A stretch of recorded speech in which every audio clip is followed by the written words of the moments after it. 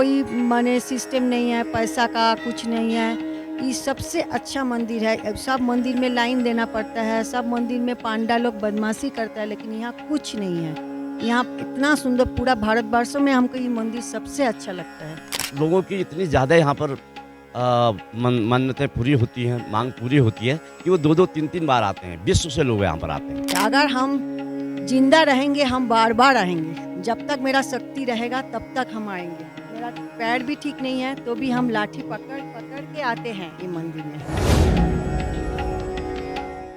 नमस्कार, मैं हूं जितेंद्र गौतम और आप देख रहे हैं डीएनपी इंडिया। आज हम बात करेंगे उत्तराखंड के नैनीताल के नैना देवी मंदिर का कि आखिरकार नैना देवी मंदिर को नैना देवी ही क्यों कहा जाता है और यहाँ की जो नैना झील है वो क्यों इतनी ज़्यादा प्रसिद्ध है।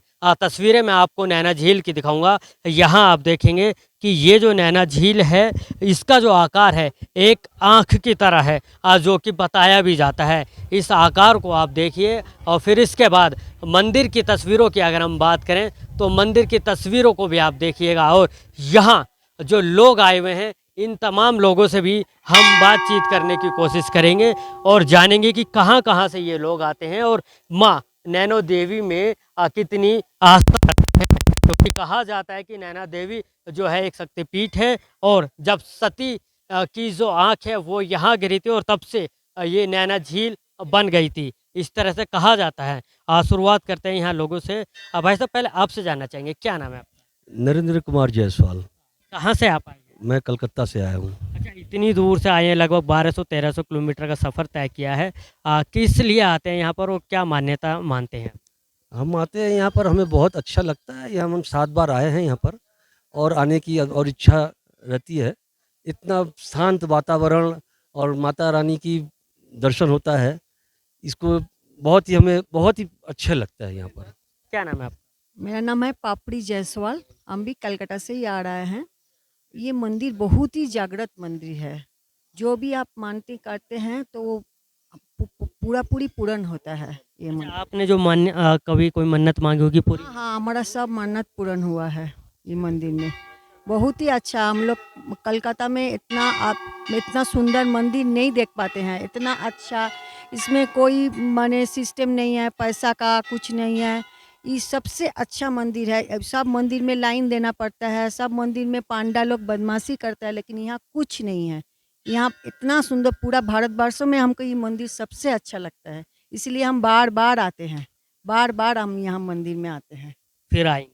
फिर भी आएंगे। अगर हम जिंदा रहेंगे हम बार बार आएंगे। जब तक मेरा शक्ति रहेगा तब तक हम आएंगे। मेरा पैर भी ठीक नहीं है तो भी हम लाठी पकड़ पकड़ के आते हैं ये मंदिर में। बिल्कुल, देखिए ये जो है लाठी के सहारे आते हैं और इसी बात से कहीं ना कहीं आप लोग अंदाज़ा लगा सकते हैं कि माँ नैना देवी मंदिर की मान्यता जो है वो कितनी प्राचीन है और कितनी भक्ति यहाँ पर देखने को मिलती है। अब यहाँ पर हम आगे पंडित जी से बातचीत करेंगे और जानते हैं मंदिर के इतिहास और मान्यताओं को इतिहास के ज़रिए और यहाँ के जो रीति रिवाज हैं उसके ज़रिए। हमारे साथ मंदिर के पुजारी लक्ष्मी नारायण जी मौजूद हैं। इनसे हम बातचीत करते हैं और जानते हैं कि नैना देवी क्यों इतने प्रसिद्ध है और क्या इसकी मान्यताएं हैं। पंडित जी, आपसे जानना चाहेंगे नैना देवी में लोगों की इतनी आस्था क्यों है? क्या इसके मान्यताएं हैं? नमस्कार मान्यवर। सबसे पहले तो मैं ये बताना चाहूँगा कि नैना देवी सरोवर है, ये नैना देवी के ही नाम से नैनीताल पड़ा है।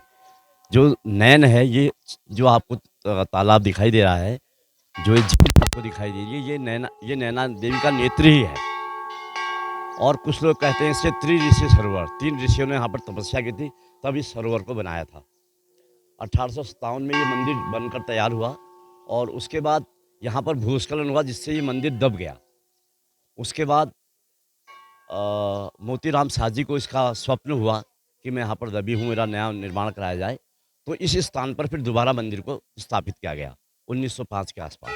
अच्छा, एक चीज़ ये भी जानना चाहेंगे, कहा यह जाता है कि ये शक्तिपीठ है और जब देवी सती को लेकर भगवान शिव चले थे उस वक्त, तो उस किस्से के बारे में जानना चाहेंगे। माँ सती का दाहिना नेत्र यहाँ पर है और ये शक्तिपीठ के रूप में स्थापित हुई है और दूसरा नेत्र हिमाचल प्रदेश में है तो 2 नेत्र माता जी के हैं। तो इसका सबसे बड़ा कारण यहाँ पर जो मान्यता है, उस मान्यता के रूप में ये कहा जाता है कि यहाँ पर नेत्र है और लोगों की इतनी ज़्यादा यहाँ पर मन्नतें पूरी होती हैं, माँग पूरी होती है कि वो 2-2 3-3 बार आते हैं। विश्व से लोग यहाँ पर आते हैं। जैसे आपने बताया लोग आते हैं, अगर पूजा की अर्चना की यहाँ पर बात की जाए, तो क्या किसी विशेष तरह की पूजा यहाँ पर होती है या जो नॉर्मल तरीका जो आमतौर पर घरों में होता है उस तरह से?